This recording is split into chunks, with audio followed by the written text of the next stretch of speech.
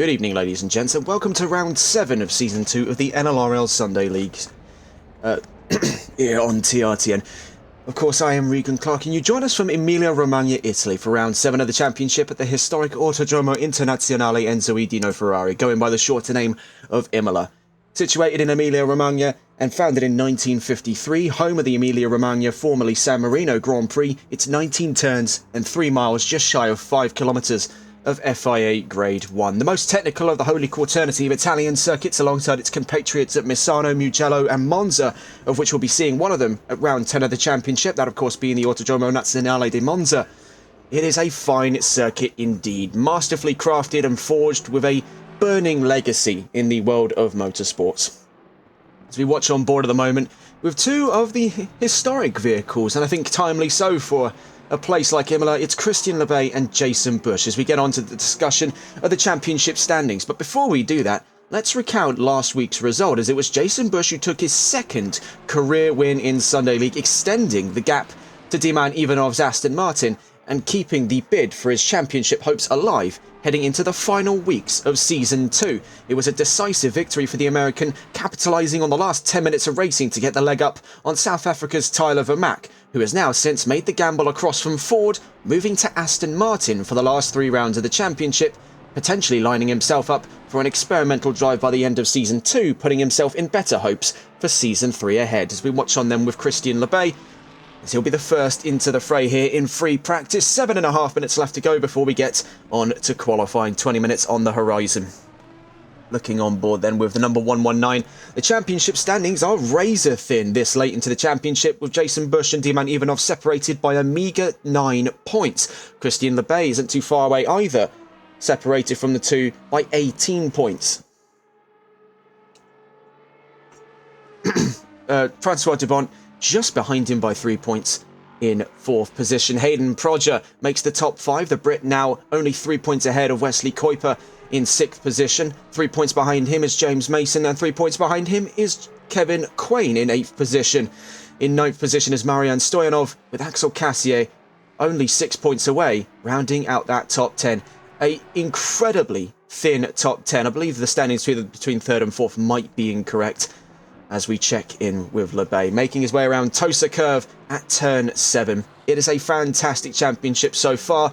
Having a look at our previous winners, obviously we had the pleasure of watching all 6 rounds play out this season, and it's been double trouble now for the United States' Jason Bush in the Lexus RCF, spoiling the consecutive streak of new names added to the top of the chart, but one that is going to greatly benefit him by the end of this season. He continues to keep that gap ahead of Diman Ivanov. Thin as it may be, it is the advantage he needs this late on if he is within hopes here of becoming a champion in the Sunday League.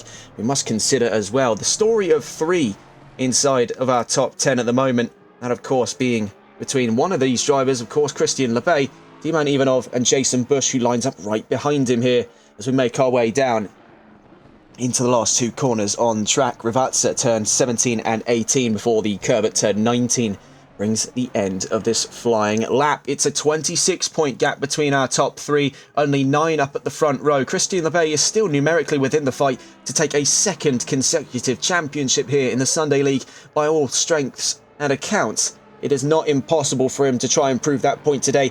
The Canadian has been looking incredibly sprightly on his early qualifying sessions and his pre-race practice sessions, of which he has set the fastest time for a vehicle of this category. The Aston Martin V12 Vantage is looking incredibly spry today, and this is the fastest man to take to the helm at this very track in these very conditions. A world record setting time by Christian Lebay, and we'll get more onto that into the discussion on qualifying predictions. Briefly though, let's quickly discuss the balance of performance for this round. Coming into Imola then, Aston Martin are still at the strong end of the field. Minus 40 kilos for the V12 Vantage, with Lexus catching them up now, back up into the double figure for weight loss, with 30 kilos taken off of that Lexus RCF, lining up right now, right behind Christian Lebay's Aston on track. Aston Martin's V8 Vantage gains 5 kilos, BMW losing 1 kilo. Ferrari gaining 7, Porsche gaining 13, Ford gaining 16, and the highest penalty we've seen for McLaren this season, with 20 kilos added onto the 720S Evo, is going to make a very interesting day for any drivers up towards the front, and then we'll get on to the qualifying predictions as well. as we get towards the end of free practice. We'll stay on board, though, with Christian Lebay and Jason Bush right behind him in the hopes that we can get a comprehensive breakdown of the track at hand. Imola is, of course, one of the more technical ones in selection here in Italy. You're spoiled for choice, especially in ACC for circuits, as we quickly check in then. Our full rundown of the Autodromo Internazionale Enzo Edino Ferrari. Just heading out of the turn 19 here at what would be the Variante Bassa for MotoGP back when it used to run here in Imola. We're around turn 1 already and down towards one of the fastest sections of the track, the Variante Tamburello, what originally was an incredibly fast, long left-hand turn, but due to the untimely death of one of motorsport's finest, Ayrton Senna, at the 1994 San Marino Grand Prix, it was remodeled into the fast chicane we know today. Complementing it then, turns 5 and 6 at the Variante Villeneuve. On our way down to Tosa Curve at turn 7, one of our major overtaking opportunities where we've seen drivers get elbows out and side by side also many months ago in the opening round of the NLRL Console Endurance Series, of which we are happy to announce we'll be covering the final round this coming Saturday. So mark it on your calendars. Down towards turn 8 now, Piratella at turn 9 brings us into the iconic dip right dead centre of this track as we head out of turn 10 down through turns 11 through 13 at the Acqua Minerale. Barreling out of turn 12 then up to the sharp left of turn 13 puts us on one of the shortest straights available on this track on our run down towards the perilous Variante Alta at turn 14 and 15. We were contradicted by the Euro Titans team back during the Console Endurance Series' opening round in saying it would be, and I quote, functionally suicide to go side by side through that chicane. They proved us very, very rightfully wrong as they went side by side, getting position up on what I believe was the Fats GT car at the time. Now as we head around turns 16, 17 and 18 at Ravazza to bring about the end of a flying lap here, it's looking fast for Christian Lebay, as right now was on for an improvement but dives to the pit lane. Behind him is a new story for today, as just hiding behind that V12 Vantage is a driver we've been meaning to discuss today as we quickly catch Hayden Prodger across the line on what is looking to be a very strong performance by him as well with Ferrari. But our real story for today is a gamble in the making. After a crippling defeat in Le Castellet last round, Tyler Vermaak has had enough at his tenure at Ford, now taking his third vehicle of the season thus far. He started off with Ferrari, moved to Ford, now has lost half of his championship points in line with regulations over driver and car swaps coming into this season, and joins Aston Martin to be within a stab of a title next season around. This is the beginning then of one of the many great development drives here in the Sunday League. Watching on board then with Tyler Vermaak as he makes his way out of Tosa.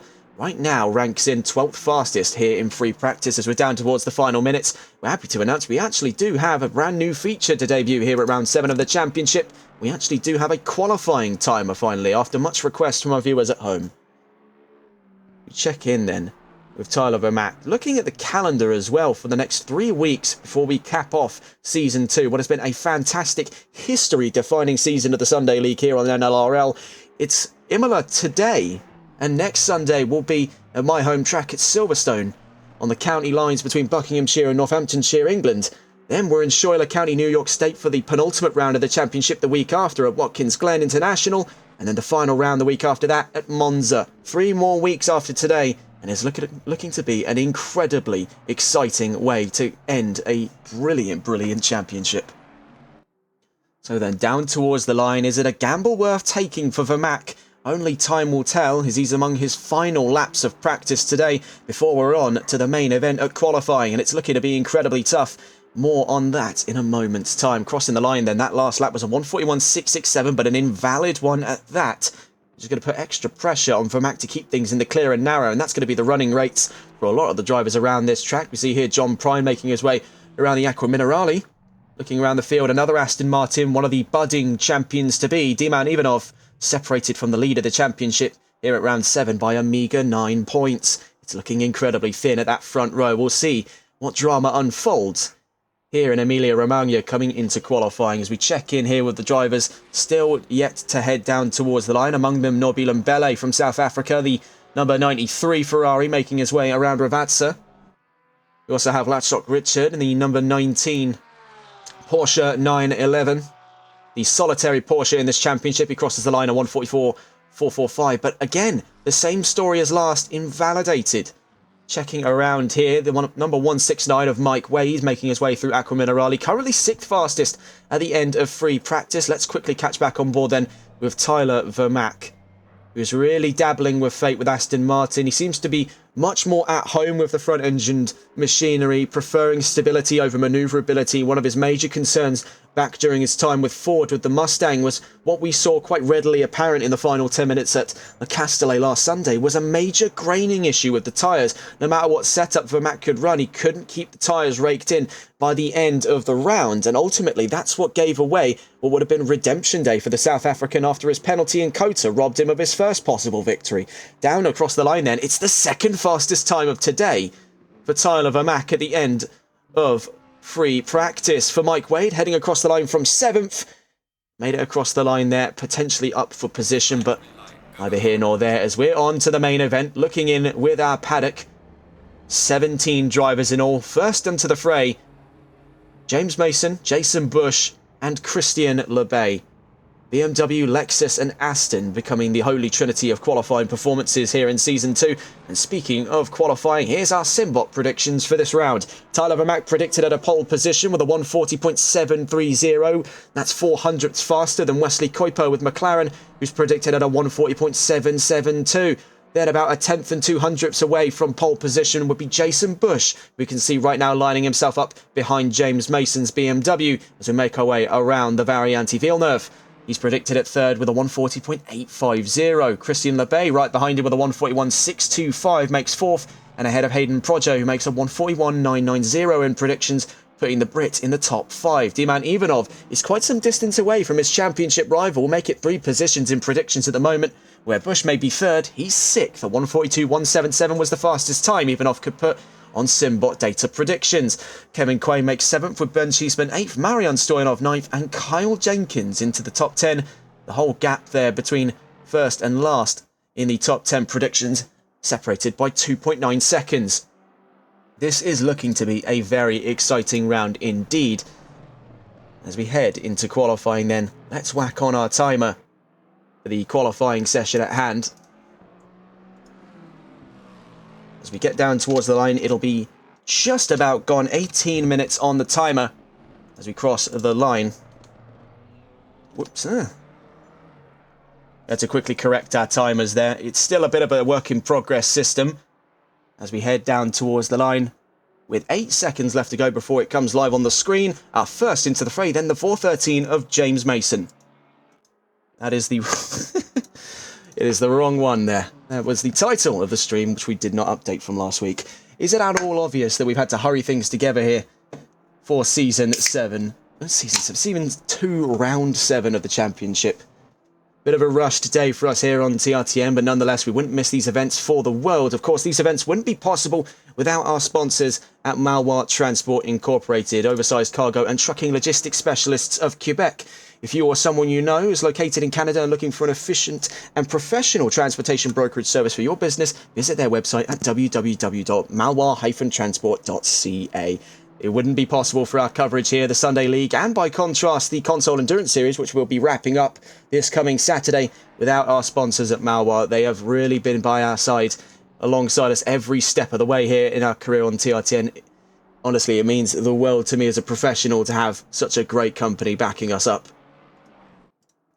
So, heading into the first of our major qualifying laps then. Our first time on the chart will come from James Mason, if all else fails, and heading through the Variante Alta. Very easy to spin the car out there, as Charles Leclerc found out at the 2022 Emilia-Romagna Grand Prix. Making our way down to Rivazza then. Mason will be the first onto the charts. Behind him, Bush. LeBay not too far away at all. Pulling up our timing charts then. With 16.5 minutes left to go. James Mason, soon to become the first time on the charts then. We'll see if it was still a valid time at the end of his first run here in Imola. Making our way down to the line, the 413 from the 33 and the 119. Mason potentially first onto the charts then. And no, it wasn't, so it will be out of Bush potentially as he crosses the line. Same story for the American. Struggles between the top 3 at the moment. Same story, no, as a matter of fact, for Christian LeBay. 142.312 makes the first time. Already across the line, there goes Diman Ivanov by 500ths of a second. The Bulgaria now up on the front row provisionally with 16 minutes left to go. And next time then, coming from Kevin Quain with Malwar Racing, puts it within 600ths of his compatriot on the top step. And that's quickly joined by Lachok Richards' presence in the number 19 Porsche, putting himself within 2 seconds of pole position. So time slowly raking in. Track limits seem to be a major concern for drivers across the board then. Tyler Vermack goes fastest at 1:41.762. Mike Wade puts it second fastest by just 200ths faster than Christian Lebay, both of whom separated from Vermack's time by half a second.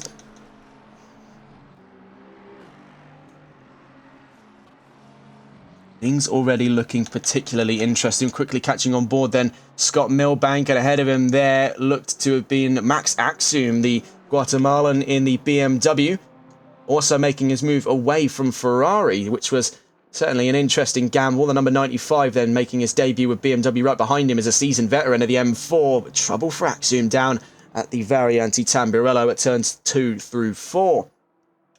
So then our first rack of times coming in. Tyler Vermack leading the show on his first drive with Aston Martin. He sacrificed half of his championship points to put himself in this position right now. Could it be redemption day for the South African, adding himself to the history books as South Africa's first Sunday League race winner, giving Aston Martin their second this season? James Mason goes second fastest by just over half a second and puts himself just under 300ths of a second from this driver here, Mike Wade, in the 1:69. But taking the fastest time is Diman Ivanov in the number 1 Aston Martin by just under 0.2 of a second. Hayden Proger also usurped it by about 200ths of a second to Tyler Vermack, already giving what is going to be incredibly lively competition in the next 14 minutes. That was a blinding time by the pair of Ivanov and Proger.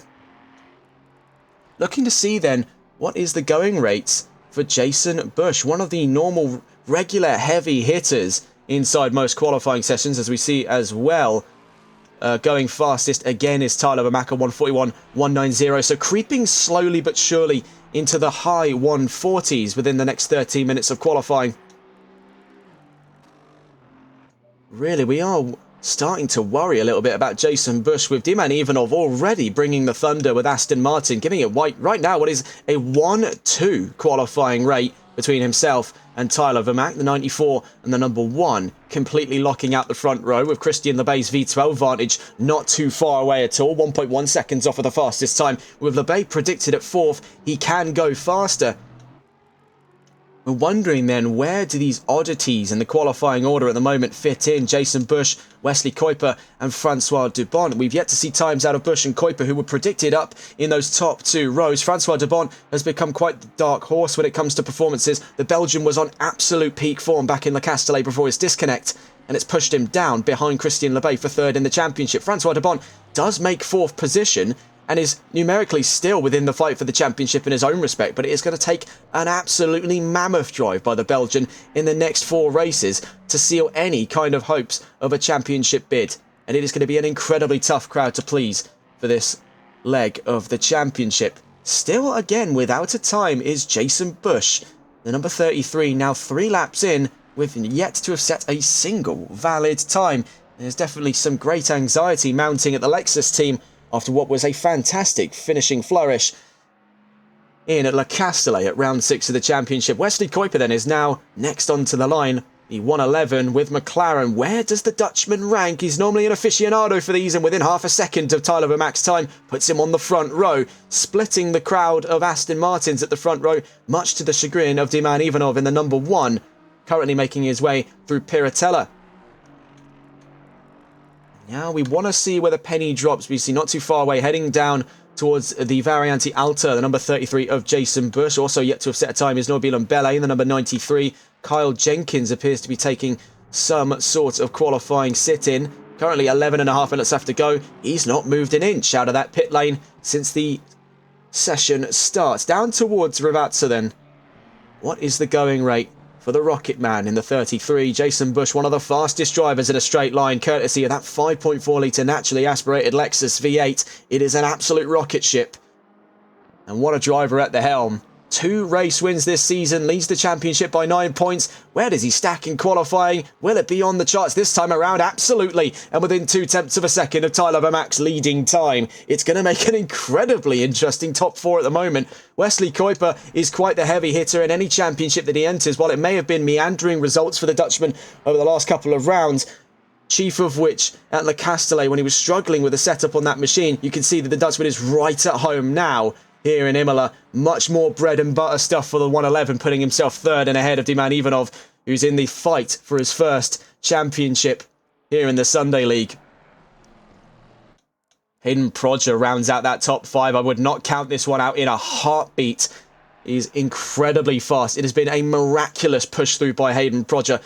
3 career podiums in the Sunday League, of which we've been able to see 2 of them come out of this season alone. It has been continual upward momentum by the Brit in the 222 since we started watching him all the way back during his time in rallying and Grand Prix racing. We had it in mind that this driver would one day challenge for greatness up at the top step in an event like this.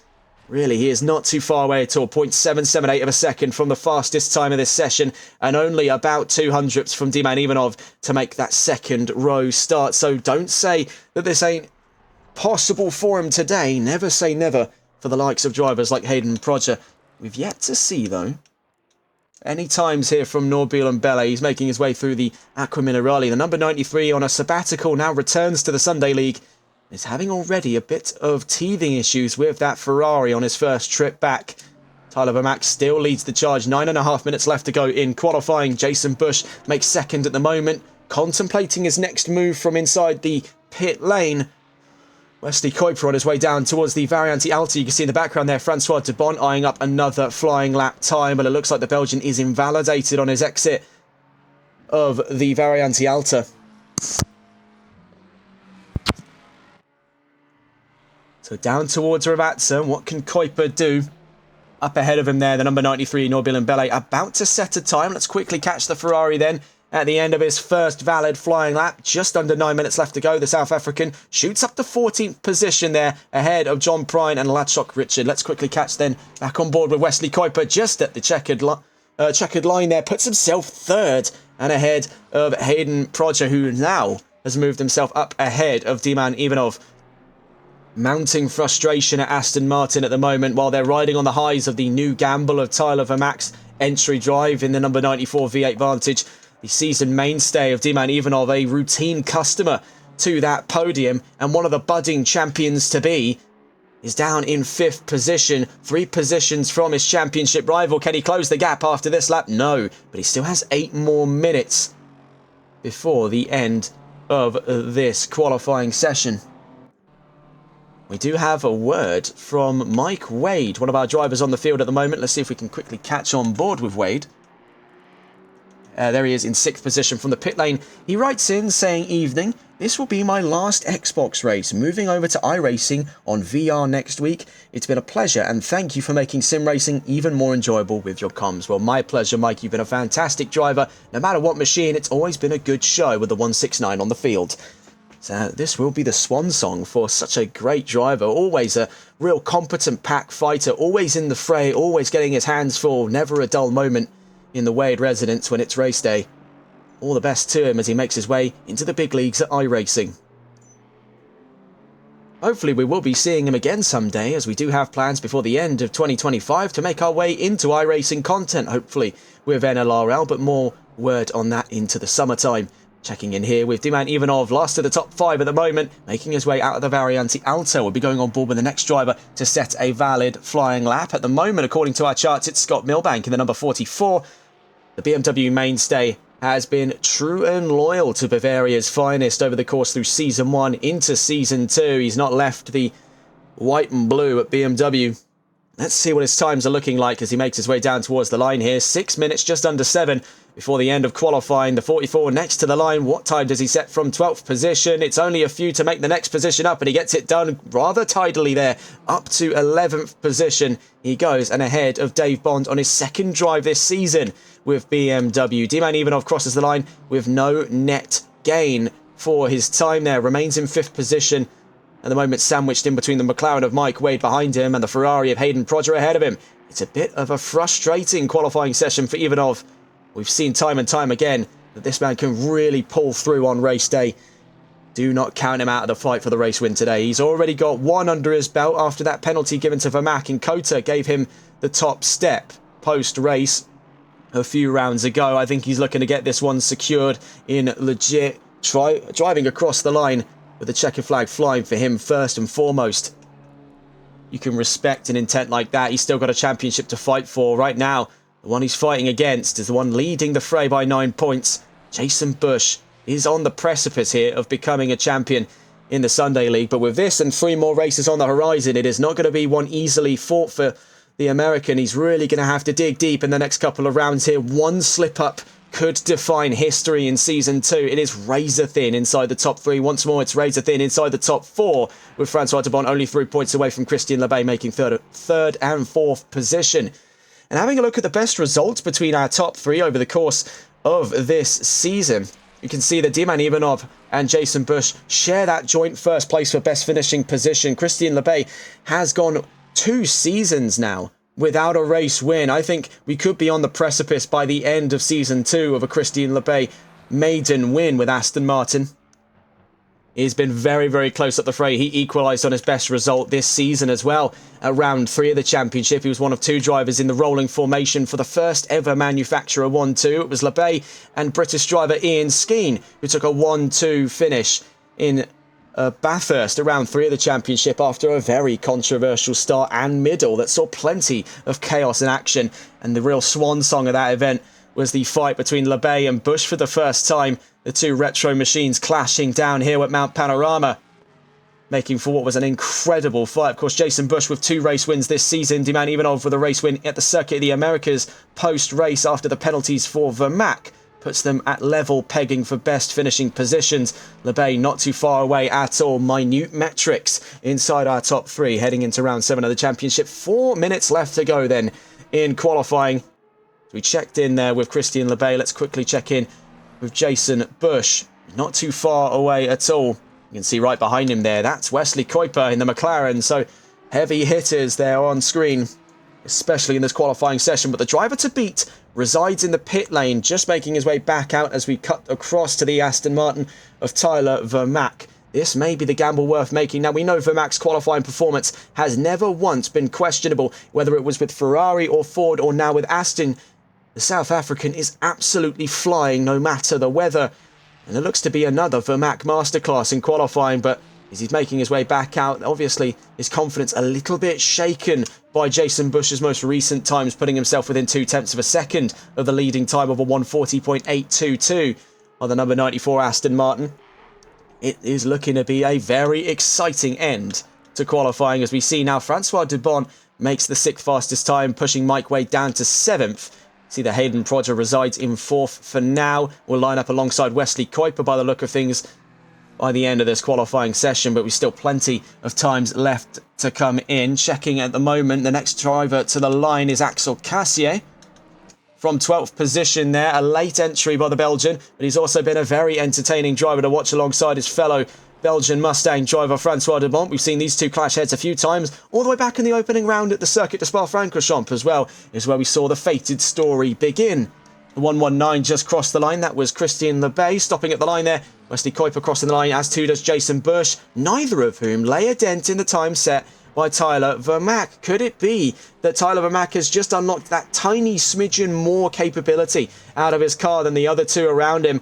Right now, it's the battle of the front engine cars on that front row, with Wesley Kuiper scratching at a front row start. You can see he's only a few hundredths actually away from Jason Bush's time, about 8 hundredths of a second between the Dutchman and the American.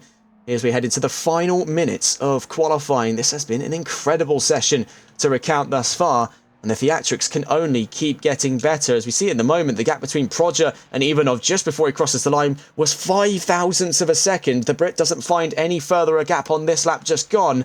Now has 1 more lap to get this run undone. Diman Ivanov, though, is next onto the line. We'll see if he can make the leg up here onto that second row, challenging Hayden Prodger for position right now. Is he going to be able to leapfrog the Brit as he crosses the line with 1 more lap left on the charts? Yes, he does. So it's in the court for Hayden Prodger to play here, as now the deadline has been set for that second row start. He needs to find dead on 0.04 of a second to the Aston Martin on screen. That was a great crescendo lap by Diman Ivanov, and he's got one more in the back pocket here, so definitely a qualifying shootout on the horizon. This is not going to go down quietly here in round 7 of the championship.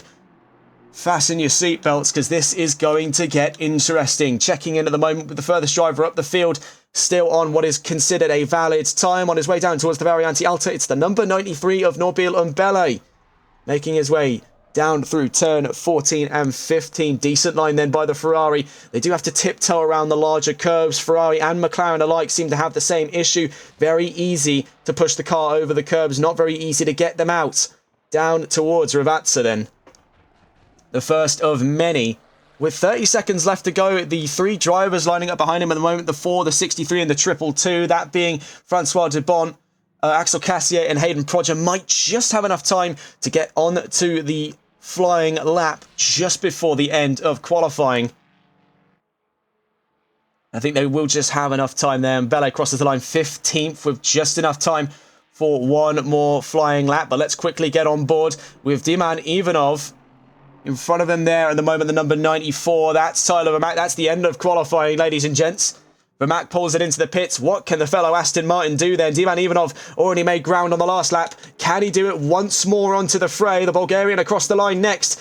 Will he find his way up towards the second row? Sadly, not this time around. It was an improvement on his overall best. That does increase the gap between himself and Hayden Proger, but not enough to make his way up ahead of Wesley Kuiper. He'll start 4th at the best of it at the moment. Checking in with the next driver then, it's the number 95. It's Max Axiom with BMW on his first drive away from Ferrari. Heading down across the line then. What does the BMW do right at the end of qualifying? Is it an improvement from 18th? Sadly, not this time around, so we're quickly getting back on board with the Flying Dutchman, Wesley Kuiper, but he pulls it to a stop then, right at the end of this lap. It wasn't an improvement for Wesley. Let's find out who can potentially challenge here by the end of this session. The number 93 is the next that falls into our iron sights. It's Norbil Umbele, with the number 4 just invalidating over the Variante Alta. So at the moment, the last 2 drivers, Norbil Umbele and Hayden Proger, the 222. 2 Ferraris then at the Autodromo Internazionale. Enzo E. Dino Ferrari. It seems almost fitting then. They're the final ones to the line. The 222 pulls it in early, so it's just Umbele to the line. Can he make an improvement from the back of the top 15? He's got Marian Stoyanov in his sights by 1/10 of a second. He crosses the line. Sadly, not an improvement this time around, but nonetheless, a great returning qualifying performance by the South African. He'll be lining up just at the back of the top 15 with Marian Stoyanov and John Prine for company towards the back of this 20-car field. 2 sit-outs for this round being Kyle Jenkins and Ben Cheeseman. A full rundown then of our grid is on the way, but what a qualifying shootout that turned out to be. In the end of round 7's qualifying. Quite an interesting crowd we're seeing form inside that top 10. It's going to make an incredibly juicy start here at round 7 of the championship. Some of Sunday League's finest names there massing at the front.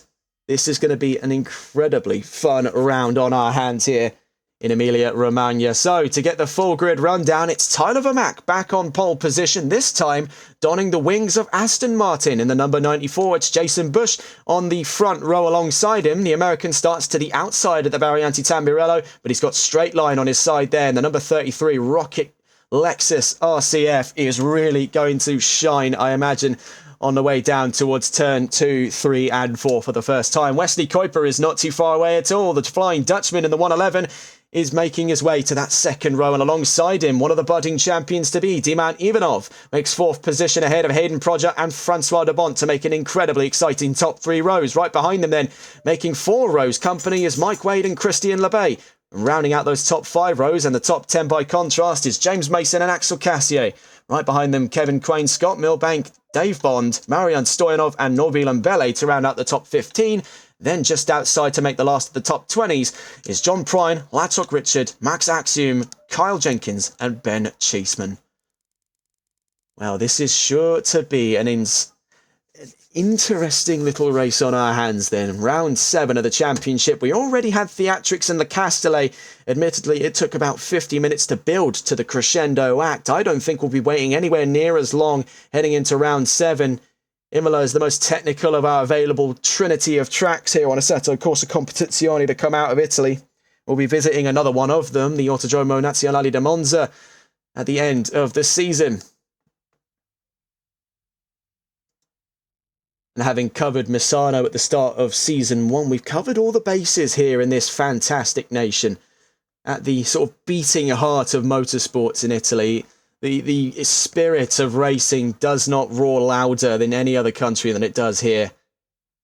Such a passionate crowd of people, the Italians. Honestly, that the passion they share for racing is unparalleled. And what a place to be then. Bright sunny conditions in game with very little chance of rain at the moment. Track conditions are 26 degrees surface with 19 ambient. Optimum conditions for racing today. It's bright and sunny on track, and it's bright and sunny in the recording studio. An uncharacteristically hot day.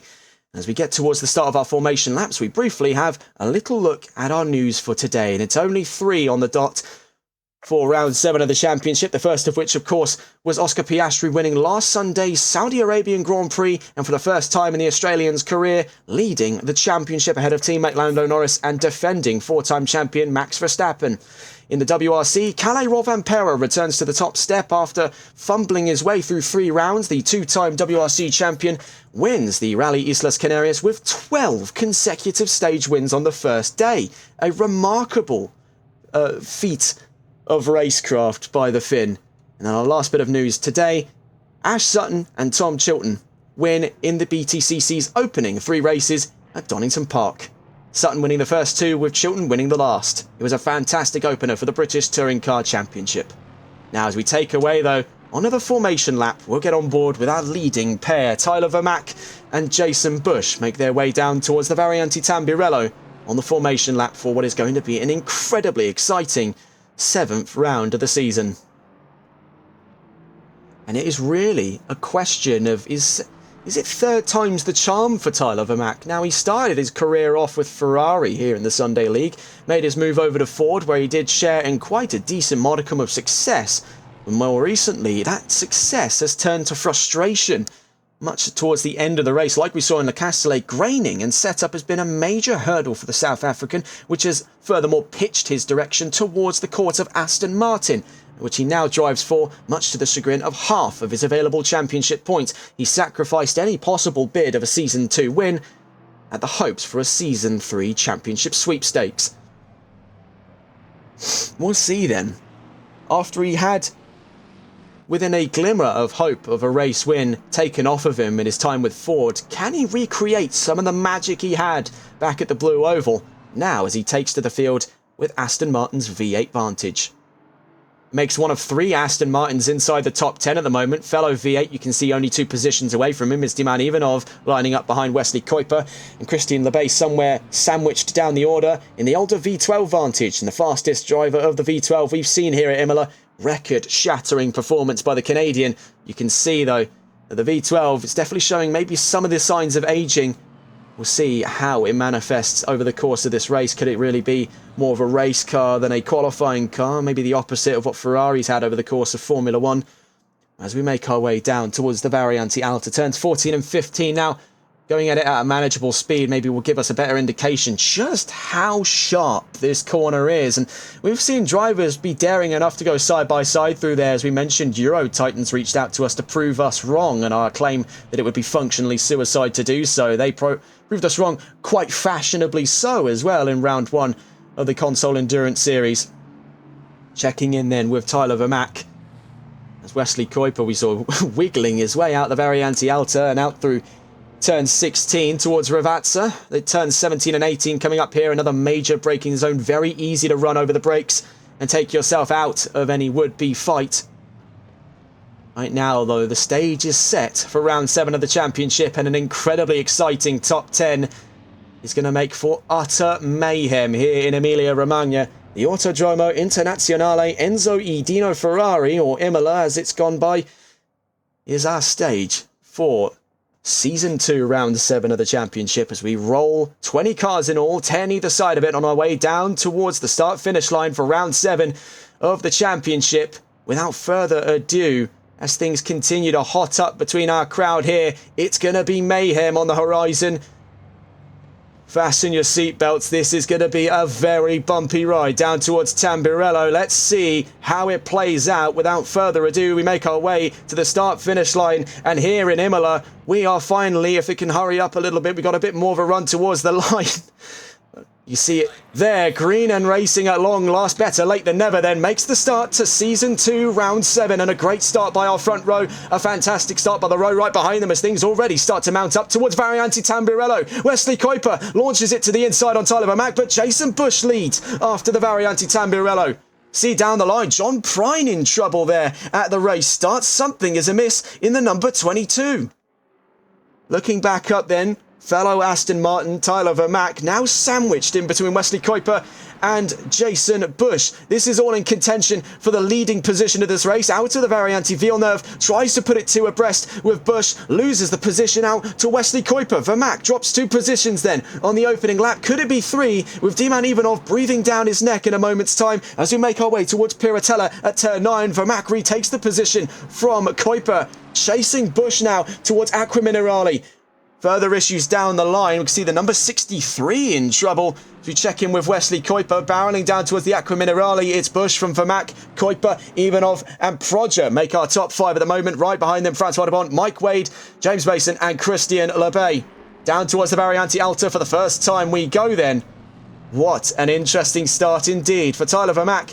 A little bit of a slow start for the Aston Martin. He was caught immediately off guard by the presence of the number 33. Jason Bush usurps the lead incredibly quickly there. Ruthless fashion by the American, rocketing his way up to first.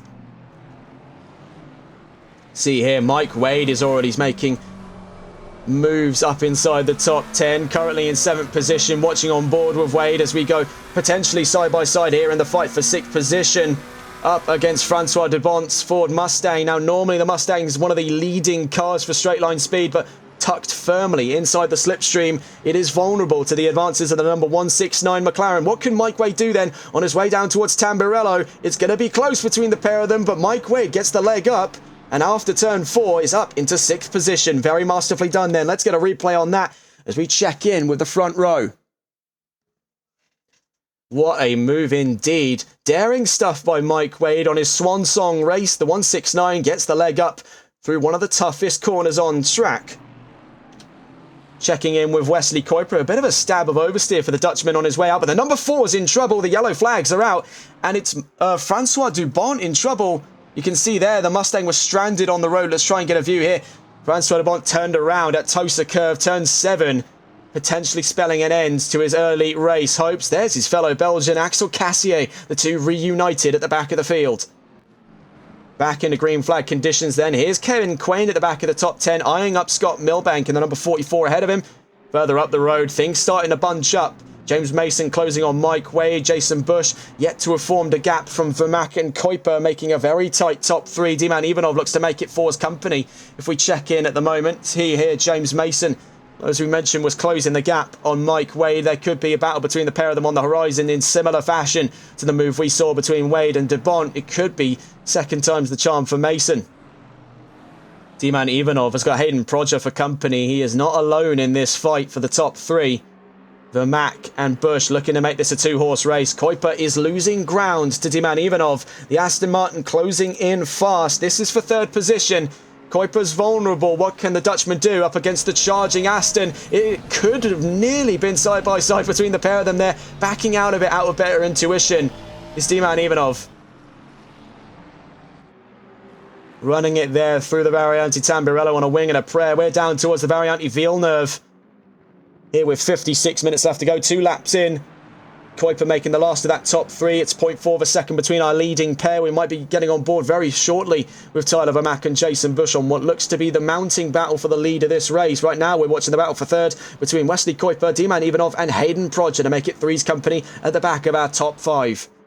What an opening to this race then.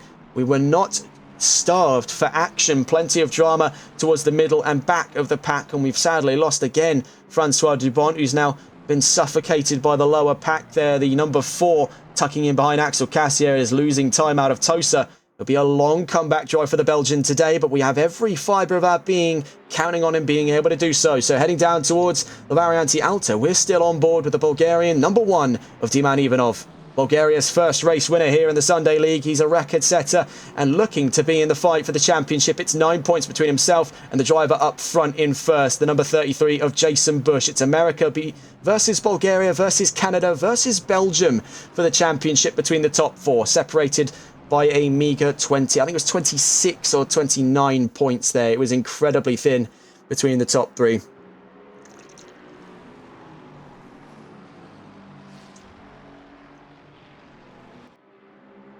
We'll catch up with Ivanov in a moment's time. His fellow driver, Marian Stoyanov, the twin car of the number 1, the number 66, finds his way to 16th and ahead of Francois Dupont. Right now looking on board, the fight ahead of him, and twin fights for that matter, first of which between Dave Bond and Max Axiom, the warring BMWs, both of whom are making debut drives. Bond made his in the last round, Axiom makes it in this round. It's side by side between the 107 and the 95. Dave Bond gets the leg up in similar fashion to what we saw before in the fight between Dupont and Wade. And behind them as well, we see Scott Milbank and Kevin Quain. We also see further down the order as well, as we quickly check in with our race leaders. It was a fight between the two drivers that started this race in plumb last. It was Jenkins and Cheeseman. Cheeseman's now opened the gap. Jenkins is vulnerable to Stoyanov. This is becoming quite a crowded ensemble towards the back of the top 20. Right now you can see Francois Dupont just eyeing up the targets ahead of him. Stoyanov, Jenkins, Cheeseman and Axiom. Bond making his way up ahead from 12th position. We wanted to check in as we scrolled across. Wesley Kuiper is gaining ground on Jason Bush and Tyler Vermaak, but those two look primed and ready for a fight up front. So let's get on board with our leading two from the perspective of the leading car at the moment, the number 33 of Jason Bush. He had that pole position right off of Tyler Vermaak at the race start. Now it's in his court to keep it well within his hands for the next 53 minutes of racing. Could we be seeing an inverse of Le Castellet play out before our very eyes? Only time will tell. It's the 94 versus the 33 right now. Let's stay on board with Jason Bush in the fight for first.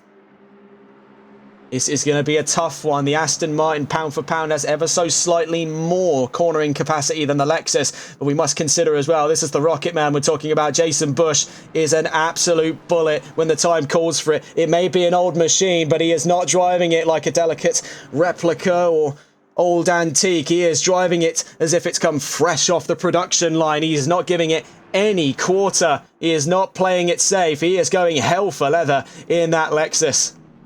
And all power to him. It's the fight of the V8s at the moment from three different corners of the world. Lexus's V8 versus AMG's V8 in that Aston Martin, and McLaren's V8 in Kuiper's 720S. And behind them as well, you can see another AMG V8 from the likes of Diman Ivanov's number 1 V8 Vantage.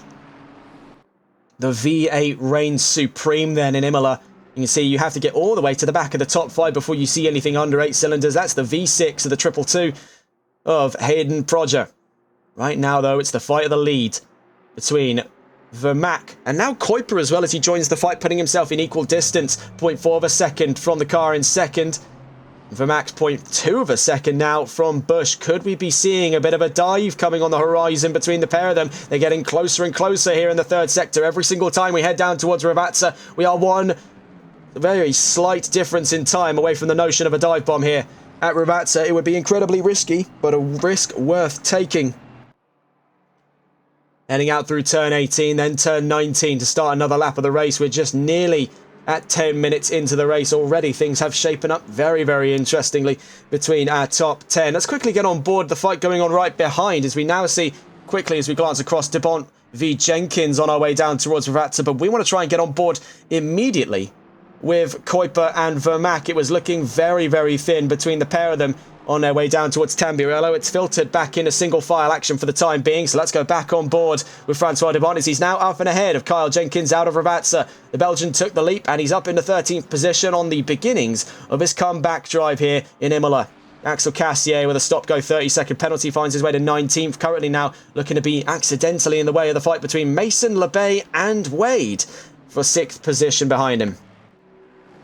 Hayden Proger has got stable company here, only 1.3 seconds away from Diman Ivanov. He's not too far away from a good fight inside the top 5, making the last of those top 5 positions here with nearly 10 minutes in. Wesley Kuiper is closing ground to Tyler Vermaak as we make our way through Aqua Minerale. What can the McLaren do then as the only mid-engine car inside the top 3? Could this be the territory of the front engine giants out of Lexus and Aston? Could we be seeing a resurgence from McLaren's Wesley Kuiper? Only time will tell. Let's stay on board then with the 111 as we go down towards Ravazza. 10 minutes into this race already. The time is flying when you're having fun. Let's have a look at the lineup after 10 minutes of racing. It's Bush from Vermac, Kuiper third with the fastest lap at the moment, Ivanov fourth, Proger fifth, with Mason in sixth, Wade seventh, Christian LeBay eighth, Milbank 9th, Quain in 10th position, Bond 11th, Richard 12th, De Bont 13th, Jenkins 14th, Stoyanov 15th. We'll have to catch up with that in a moment's time. It's side-by-side action between Vermac and Bush as we head down towards the Variante Tamburello, but it filters back in a single file. What's the going rate for Tyler Vermac? It was incredibly close for the South African to retake his leading position with Aston Martin, but just too soon as we start lap number 6. We'll stay on board what is the leading fight, also technically the fight for second place, but we'll keep it in the leading fight in equal respects between the top 3, soon to be top 4 cars with the introduction of D-Man Ivanov backing up the top 4. You can see backing up the top 5 about a second or so out is Hayden Proger in the 222 Ferrari. It's Force company for the lead of this race. This is fantastic stuff in the opening half of round 7 of the championship. So looking further down, as we mentioned before, Stoyanov 15th, Cheeseman 16th, Axiom in 17th position, and Bele 18th. Cassia 19th, Prine at the back of the top 20 positions. Not the best of starts for the Aston Martin of John Prine. It has been a fantastic start for D-Man Ivanov and Tyler Vermac, even with the counting fact of having lost a position. Vermac is far from out of the fight right now. We're watching in with Wesley Kuiper's perspective. The car in third place, sandwiched in between the approaching Ivanov and the defending Vermac, all rallying behind the cry to get ahead of Jason Bush in the leading Lexus. It has been nothing short of theatrics to boot here in Imola. Jason Bush, if he's hunting a third career victory at the moment, he is really going to have to fight for it now. The crowd could not be livelier behind him to come and have a go at the position he's holding dear as he makes his way down through turn 18 and towards turn 1 in a moment's time to start lap 7. We'll check in with Kuiper in a little while here. Let's get a look on board a few of the different perspectives around track. Here's Tyler Vermac, caught right firmly in the crossfire between the approaching pairing of Kuiper and Ivanov, and eyeing up the reclamation of his leading position, of which he had out of qualifying. Ivanov looks to make things personal with Kuiper. It was side by side. There goes Ivanov up into third position. Wesley Kuiper took a bit of a dive on the exit of the Variante Tamburello. We saw just the beginnings of it there as trouble over the yellow curbs upset the balance on Kuiper's car. We were just scrolling across. We check in with Ivanov as Kuiper takes a bit of runoff there. Fortunately, not enough to spell doom to the Dutchman's hopes in this race, but he is now a second away from D-Man Ivanov. Looks to be keeping Hayden Proger company towards the back of the top 5, the two separated by 0.8 of a second. We'll quickly check back in then with Tyler Vermac, one of the 2 fighting cars for the lead of this race. Jason Bush has kept things nice and icy cool in the number 33. Pressure hasn't been too high behind him. He's been able to work quite nicely under such conditions, especially with Vermac, and then at one point both Ivanov and Kuiper making it Force company for the fight of the leading position. Right now he can focus on it just being the battle of 2 between himself and Tyler Vermac. So we'll stay on board with the Aston Martin to give you some semblance of an understanding of the pace difference in a straight line. We'll get on the dash cam of the V8 Barnage just so that you can see what the difference is between Lexus and Aston when it comes to their engines. You can see that Lexus already has got the grunt down low. And as we get up past 5th into 6th gear, it's gone there. He really is going to have to be oh so closer to Bush to keep himself lively towards the Variante Tamburello. Unparalleled straight line speed by Jason Bush, and I believe he knows this better than anyone on the grid at the moment. That's why we've seen him sort of relax a little bit in the 2nd and 3rd sector of the track, knowing sector 1 is the only real time he's going to have to open the taps on that Lexus and get her gone. We'll check in with these two in a moment's time. We check around the track. We see Ivanov, Proger and Kuiper all getting closer to one another at the moment. We could be seeing a 3-car battle for 3rd on the horizon. Checking with Marian Stoyanov. We'll catch up with them later on, as right behind them, if we can catch it just before the crescendo of this fight, is Jenkins and Cheeseman, who started plumb last of this race there, and 15th and 16th went side by side around the Marianti Tamburello. It's Cheeseman to the initiative, though, up to 15th. Now looking to make it personal with Marian Stoyanov. We'll check in from the perspective of the car right behind them. It's Kyle Jenkins watching Cheeseman v Stoyanov, and that's 2 positions for the price of 1 in Sector 1 for Ben Cheeseman. Brilliant stuff by the 114 on his way to Tosa. He was up and ahead of Jenkins, now up and ahead of Stoyanov. Looking around the field then, Stoyanov sandwiched in the middle of 2 warring McLarens, the 114 and 113. Ben Cheeseman and Kyle Jenkins, who sat out qualifying, have really been putting in the numbers for this race. We're just over a quarter of an hour in on round 7 of the championship, and already things are livening up at the front and back of this fantastic grid. Christian Lebay losing time to James Mason, still finds himself in a confident top 10 position. He's in 7th for the time being, hoping something kicks off at the front to bring Busch into his domain. And speaking of, here is Jason Busch leading the charge with 3 cars slowly reeling their way to his rear bumper. Holding onto his boot lid by the end of this race is more likely than not the going rates here for the rest of the grid. Jason Busch has led the charge from lap numero 1, and at the moment things are going to get even tougher towards the midway. Vermack has been able to hold on tight to that Lexus. The only time it's really losing is down the opening straight. Everywhere else, the Aston's able to stay nice and snug in the slipstream of the number 33. Same story for Ivanov and Kuiper. This is all playing rather nicely into Diman Ivanov's hands. He knows that heading into a more technical track like Silverstone and Watkins Glen, by comparison to Imola, is going to net him even more opportunities in the next 2 rounds to come and have a go at a position on Jason Busch. That's going to keep their championship hopes very lively with only 9 points to spare at the front row. Checking then with the leading car.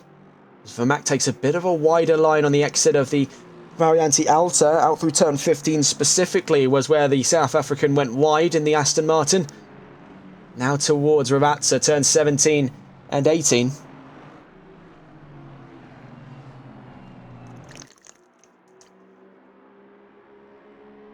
Half a second between the leading pair. We'll catch up with them in a moment's time. Looking around the field then to see where our next fight's coming from. It's the battle of the top 10. Scott Milbank versus Francois Dubon. The Belgian on a roaring comeback drive in the Mustang. Let's stay on board then on what looks to be an exciting fight between BMW and Ford as we head down to Ravazza. Francois Dubon has been a driver of almost invincible status for his capacity to fight in and amongst the top 10. He's an omnipresent figure to the top 10. Very rarely has it been a case where he's been outside of it. I think the one thing that comes to mind for Dubon was Le Castellet, where he disconnected, and sadly that put him in 16th position, about 17 laps from the checkered flag. Rather reluctantly so on what was a fantastic race. He was making his way up through 7th and 6th, was eyeing up a top 5 at the worst of it before that disconnect struck. Fate is often cruel and unforgiving. Doesn't seem to be the case this time around. I'd say he's got the long end of the stick by only having been spun out rather than disconnected, as he's looking to make his way back into the pivotal top 10 positions. He'd only be a few more positions with the next 40 minutes on the horizon from his nearest rival in the championship, that being the driver in 3rd position, Christian Lebay, who pipped him for 3rd by only 3 points at the end of Le Castellet at round 6 last Sunday. Heading out of Piratella then towards turn 10, Milbank v Dubon. This is going to be interesting on our way down towards the Acqua Minerale, because these are 2 of the heftiest cars on the field at the moment, and we consult the balance of performance again, you'll see that it is actually a matter of fact BMW to the great advantage, the only one of these 2 cars at the moment to have lost any kind of weight, but -1 kilos, I mean, you can give or take that if you had breakfast or not this morning. It's really quite a negligible difference. The Ford is working with a bit of a heavier set of ballasts on it. 16 kilos added to it. Now, admittedly, it's not struggling anywhere near as hard as McLaren or Mercedes for that matter. Wesley Kuiper, I can only imagine what he's had to do to wrestle with 20 additional kilos on a setup. We know how razor precise the Dutchman prefers his cars, so this is definitely going to be one putting a bit of a wrench in the works, or perhaps not. We don't really know what's going on inside the paddock for the 111. Do know that he's up to some absolute wizardry in the design of that vehicle. Right now, though, it's the battle of the top 10 between Francois Dubon, a wizard of battling up against Scott Milbank, a wizard of defending. It's the unstoppable force meets the immovable object. Two of our most entertaining drivers of the midfield.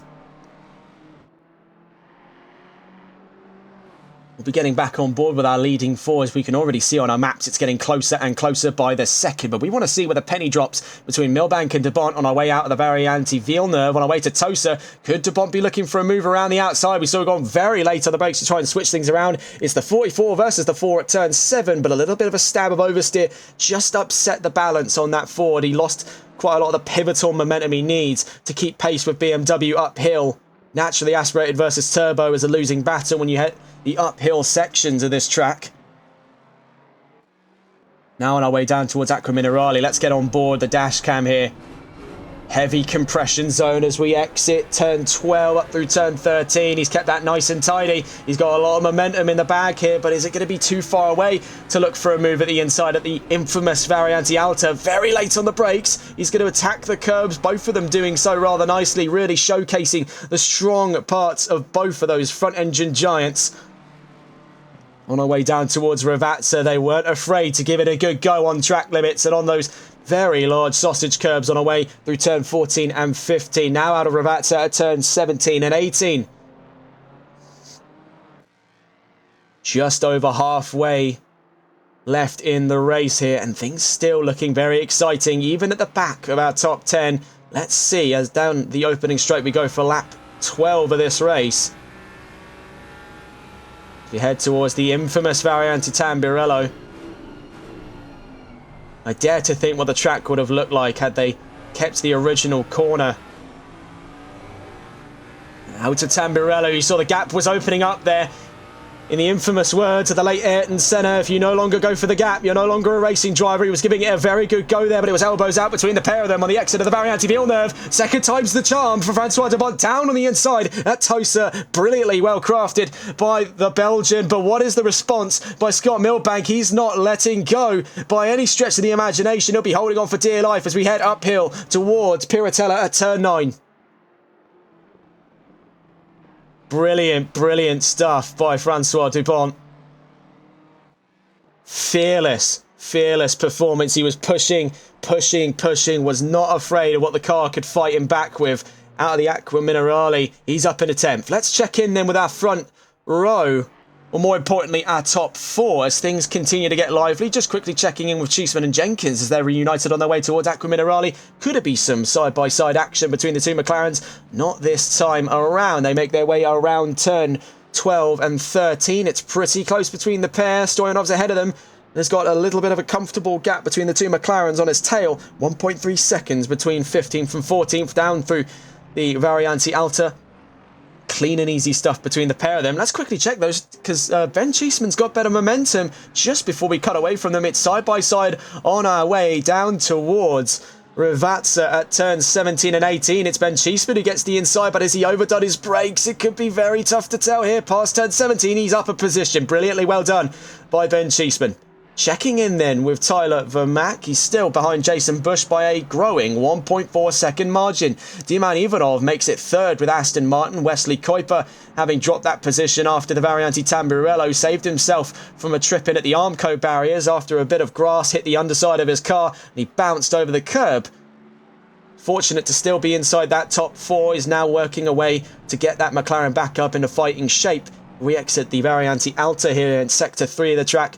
Vermaak and Ivanov looks to be the next battle on our minds inside that top 5 at the moment. The gap between the two Astons dropping to 0.7 seconds. Though we must comment on the fact that what it was 1.4 seconds through sector 2, it's now 1.0 at the end of sector 3. But here's the big opening zone for Lexus. Their major strong suit point on this track is this massive opening straight. They're able to let the taps loose here. All 5.4 litres and 600 brake on that Lexus RCF being let to the wind here in Emilia-Romagna as away goes Jason Bush. You can see was only 200 slower than Vermaak on this last lap. So if this is a going rate, we could see these two reunited towards sector 3 at Ravazza in a few laps time. Right now, I think what is one of the more pressing stories inside the top 5 is that between the soon to be commencing battle of the two Aston Martins, a civil war in Warwickshire here in Emilia-Romagna for Aston Martin. Two of their fastest drivers are clashing heads by the looks of things at the moment.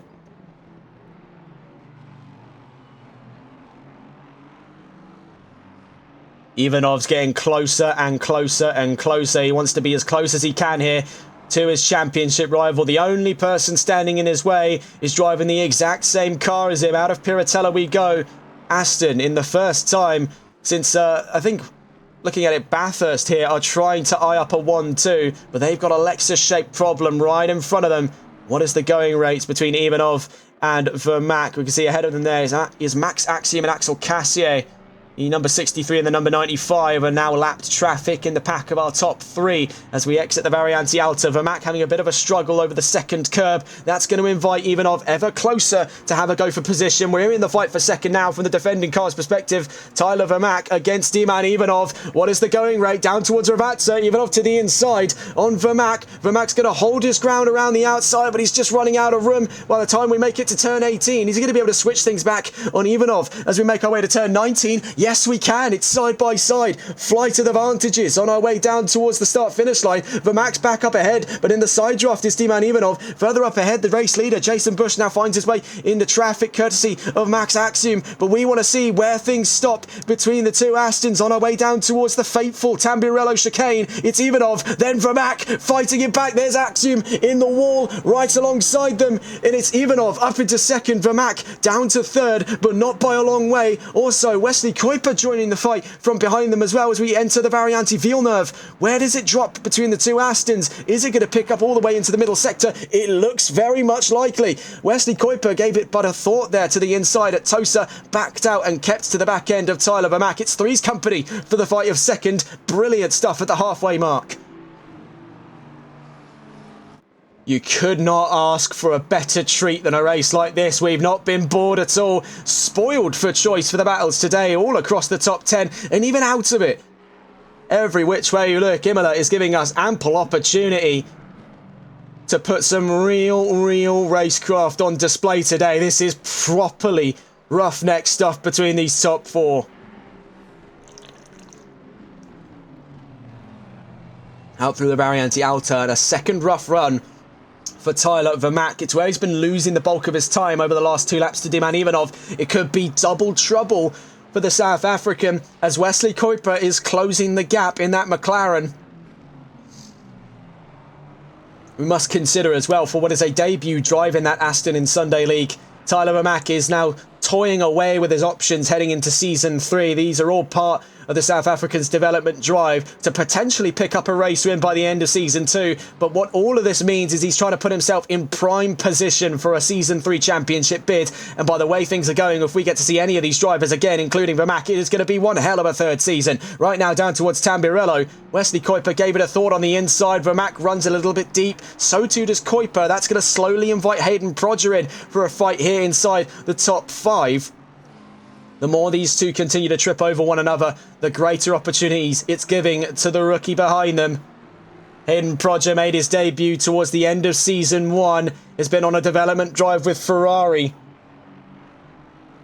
and it has really paid him dividends. He's got 2 of his 3 career podiums with the Maranello firm, and right now they're prime at home here at the Autodromo Internazionale Enzo Edino Ferrari. Couldn't be a better time to be in a Ferrari 296. Right now, though, they've got quite a few cars from elsewhere in the world taking up the top 5. Hayden Prodger's got a clear view of greener pastures ahead of him.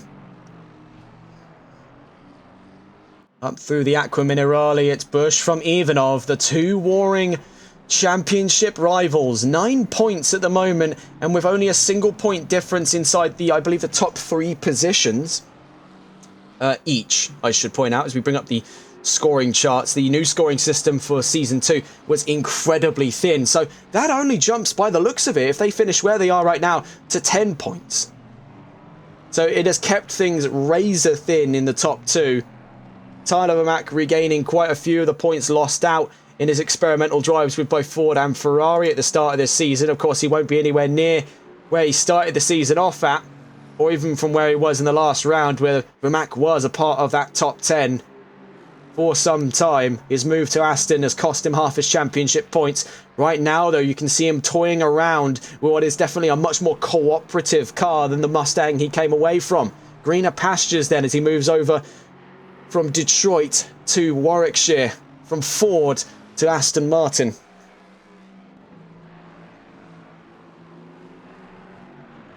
Oh, but a big snap. That was quite a nervous exit out of the Variante Villeneuve. Let's get a replay on that. You can see where the problems start to sort of rear their ugly heads for the Aston. As one of the lower cars in the front engine category, of course, it's racking quite a lot of weight over the front axle. And it makes the rear end remarkably light as you start to exit those corners. That's probably one of the worst places you could have put yourself in a situation like that. The back end's light and it's already bouncing. It's very easy for that to elevate itself into a full-blown spin out. It's been good control on the part of Vermaak to keep himself out of trouble, more especially to keep himself out of the Armcos either side of this track as we head now down towards the Variante Alta. Another section of the track where the Aston seems to have been struggling. The Lexus and McLaren either side of it inside the top four, far from a struggle at all. Right now, Jason Bush leads the fray by about 2 seconds to D-Man Ivanov. Vermaak is 1.6 seconds away from the Aston in second. And Kuiper is closing in with half the gap between Ivanov and Vermaak as he lines up from fourth.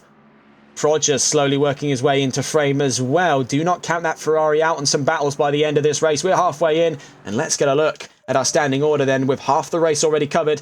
Jason Bush leads the charge, and now D-Man Ivanov, pardon me, it ascends to second position with the fastest lap going. That means he equalises the points with Jason Bush unless the American can find even more in his current fastest lap by the end of this race. Tyler Vermaak, who we're on board with at the moment, is slowly being targeted by Wesley Kuiper from fourth position. Vermaak at the back of those podium positions on his first drive with Aston Martin has really got quite the fierce competition backing him up here into the second half of round 7. Hayden Proger makes the back of that top 5. He's been incredibly consistent all race long. Very little issues out of the 222. It'll be another comfortable points finish to push him ever closer to being within that chance of a championship bid in his own respect. James Mason makes 6th position ahead of Christian Lebay and Mike Wade in 8th position, with Kevin Quain in 9th and Francois Dubont in 10th position. 2 of the 3 Maloir drivers inside the top 10 is going to be fantastic news for Christian Lebay, who leads the charge from 7th position. Scott Milbank in 11th, Flatok Richard 12th, Dave Bond in 13th, Ben Cheeseman 14th, Marian Stoyanov rounds out the last of our top 15 positions with Jenkins, Axiom, and Mbele, Cassier and Prine making our way from 15th to 20th. And I think just before we get onto the crux of the action, we do have a yellow flag. We'll have to cut away for a moment's time. It's the number 95 in trouble. I believe that is Max Axiom on his first drive with BMW. This is definitely not what he was expecting to see at this leg of the race. We're trying to find at the moment the number 95 as he makes his way back onto the track. We are struggling a little bit here. There's Max Axiom with BMW. Passing him will be Norbil Mbele in the number 93 because he's back going again, but with damages on that number 95, he'll be limping it around, potentially looking at a means into the pit lane over the course of this next lap. That's not the ideal result for Max Axiom, but this is still, like most, an experimental drive. He made his debut back at the Circuit of the Americas. Axiom has been on a development drive with both Ferrari and BMW over the course of Season 2. Do not rule this one out going into Season 3. We're back on board with Jason Bush briefly here as we see he's making his way into the sights at the moment of Axel Cassier. Yellow flags are back out. It was Axiom, but he's back into the pit. So sadly, that looks to be a DNF by Max Axiom on his first drive for BMW. Not the ideal result he was hunting down, but a lesson learned. Onwards to another round for him. We'll be seeing him hopefully next Sunday at Silverstone for round 8 of the championship. Jason Bush then has got Axel Cassier for company. Lapped traffic on the horizon. A bit of a rough ride over the Aqua Minerales. He's making his way into the dirty air of the Mustang in front of him. What a sound. That baritone roar of the 5.4 litre Lexus engine. Just get a listen in on that as we make our way to Rabatza.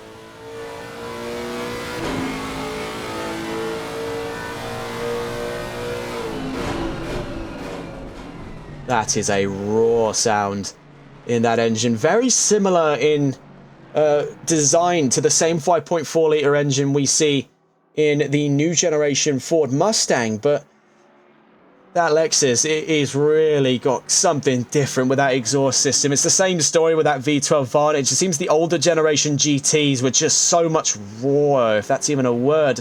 There's a much more raw and visceral soundtrack to them, as they traced a lot of their roots closer to their compatriots in the more feral GTE category. And I do miss the days that was kicking around. The loudest GT cars in circulation since the glory days of GT1. Busch leads the charge then, Ivanov currently sandwiched in between the pair of them is Axel Cassier. Behind them as well, we can see things picking up for Tyler Vermaak. We're watching with the car at the back of what is a new 3-car battle for 3rd position.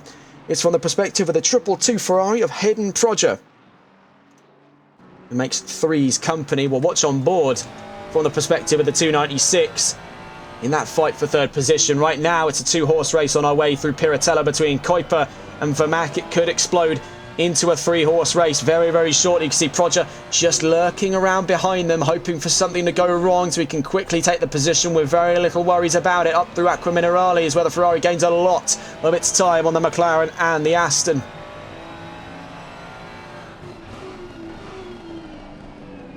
Down through the Variante Alta, you can see how remarkably stable the Ferrari is now. We were worried going into this round that Ferrari and conversely McLaren would struggle over those curbs. They're very easy to overload when especially driven under such extreme stresses as this. They're all riding in each other's dirty air, building up heat where it doesn't need to be, overheating the tyres, overheating the engine for that matter as well. It can all play an interesting role in what could be a sudden and explosive change in fate for our top 3. Right now, though, for Hayden Proger, he's kept it nice, clean and tidy through Sector 2 and 3, and he's being rewarded tenfold by being right up the rear end of the 111 McLaren. He could even make it side by side. The gap gets close between the pair of them. They're side by side on the way into Tamburello. What can Kuiper do to fight off Proger? He goes very deep into the first part of the chicane, holds his nerve, and holds on, more importantly, to 4th position. This is all in the fight for 3rd at the moment, though. I think we're going to have to shift this into a fight for 4th, as slowly escaping sight is Tyler Vermaak. This can really go any which way for these 3 at the moment. They're now separated in equal respects by about 0.8 of a second out of Tosa Curve as we make our way into Sector 2 of the track.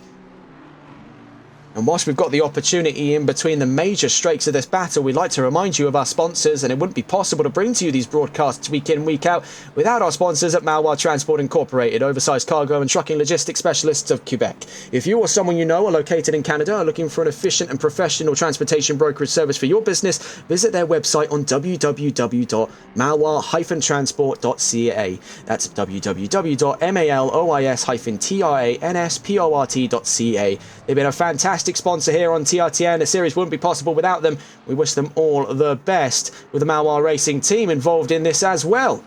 And so we found out as well that Maloir Racing also has some sponsors inside the NASCAR Canada series. So all the best to them in the 2025 series as well. Of course, here on TRTN, we couldn't appreciate the patronage of Maloir Transport enough, even if we put pen to paper and wrote out an even longer script for our favourable sponsors today. Wouldn't be possible without them. So back into the race at hand. We're still on board with the 222 of Hayden Proger as he chases down Wesley Kuiper and Tyler Vermaak. But let's get a quick gander around the track here. With 22 minutes left to go, we just saw Laptop Richard rejoin the field there after a bit of a spat at the Variante Villeneuve. Making his way around Tosa then. The solitary Porsche is 16th. Kuiper slowly reeling in. Vermaak lost a bit of time through Sector 1. He may have to worry now about Hayden Proger backing him up for the battle of 4th position. Let's stay on board then before we have any other looks around the track to see where things go in the court of Proger and Kuiper for 4th position. You can see Axel Cassier from 18th is an onlooker to what looks to be a very exciting battle for 4th. We're watching right now then the perspective of the 111, the Flying Dutchman Wesley Kuiper. Contributed for over 60% of race wins last season. Kuiper's been with only one this season in Donington Park, so a bit of a far cry of the performance he had back in Season 1. Now, due to various other meandering results in Season 1, Kuiper was mathematically out of the title fight by the time we got to the Nürburgring, but that didn't stop him from putting on one hell of a show. Kuiper's quite the reliable customer for giving us theatrics inside the top 5, and right now we can see he may be meeting his match in the form of Hayden Proger as he's looking to get a little bit more defensive now for 4th position. We saw him get elbows out through the Variante Tamburello as we head down towards the Rivazza double set of corners, turns 17 and 18. You can see he's just far enough away to not have to worry too much about anything too crazy from Hayden Proger. No theatrics down into Rivazza. Now as we head on to the opening straight, you can see where he reels in Tyler Vermack's Aston Martin. That's now just scratching within a second. At the moment, Bush and Ivanov are far and away gone. Ivanov was, as a matter of fact, 0.2 of a second faster than Jason Bush on the last lap gone, but that doesn't stop them from being divided from one another at the front row by 2 seconds with 20 minutes left to go. Right now, we're watching the fight for fourth. It's Kuiper v Proger down through the Variante Tamburello. Behind them is the lap traffic of Axel Cassier. Ahead of them is the last of our top three on his first drive with Aston Martin. Soon to become an active part of this fight is Tyler Vermack.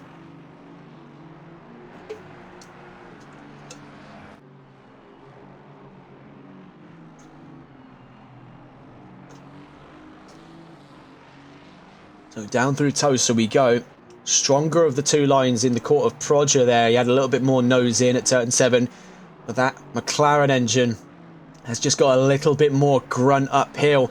You'd be surprised to see how well balanced the Ferrari and McLaren are. Now, bear in mind, Ferrari are definitely on the lighter end of things for balance of performance coming into this race, whereas McLaren are dealing with a whopping 20 kilos on ballast. So he's definitely in a bit of a worse off position for this round especially, but that doesn't stop drivers of a calibre such as Wesley Kuiper from putting on an incredible show of performance. You can see that even towards the bitter end of this race, in searing heat here in Emilia-Romagna, that McLaren is staying icy cold up in the top 5.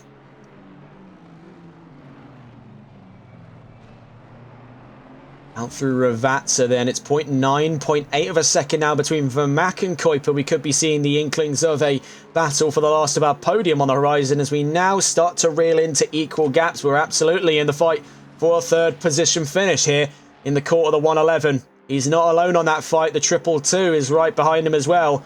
Proger and Kuiper leading the charge towards Tyler Vermack here with just under 19 minutes to go. We're on towards 18.5 as we make our way around the Tamburello on lap 24 of this race.